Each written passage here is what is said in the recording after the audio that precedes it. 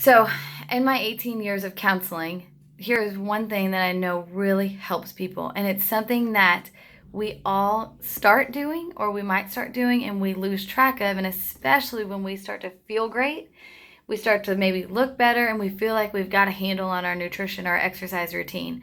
And that one thing that most people get off track of is writing our foods down, logging our foods. Whether you use an app or you use a food journal or you write it on a piece of scratch paper, a lot of the times we will start to do good, and again we start to feel better, and we just stop logging our foods when that was the one thing that really helped us. 86% of people kept their weight off in a national study done a few years ago when they kept logging their foods. And so again, that is the one thing that we just kind of like, I'm good. Well, what happens is you start to get off track, right? We just do. Sometimes that happens. We go through different seasons. We have weddings come up. We have birthdays. We maybe go through a state of depression, or we have a family death, or something happens that might get us off track. Or heck, maybe it's just the weekend. And then we say, okay, I'm going to get back on track. And we try to, and then we get back on track or a little bit, and then it falls off again. We're going to get back on track the next week and the next week.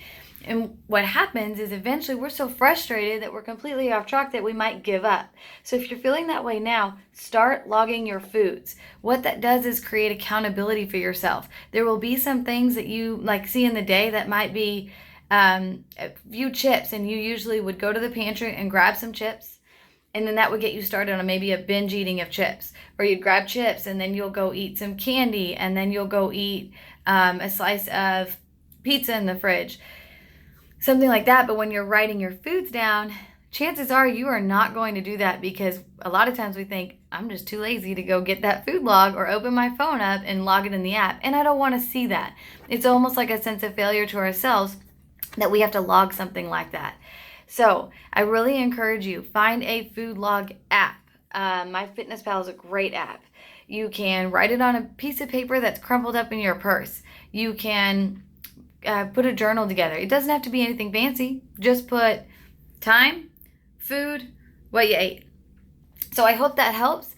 Take that tip. Let me know if that works for you. But I guarantee you'll probably eat at least 500 calories less during the week, minimum. A lot of times that's 500 calories less a day. Remember, 500 calories a day adds up to 3,500 calories in the week, which is a pound a week gone, which is, you can be, let's say, if it's only a pound a week gone, that's 8 pounds, so almost 10 pounds in 2 months.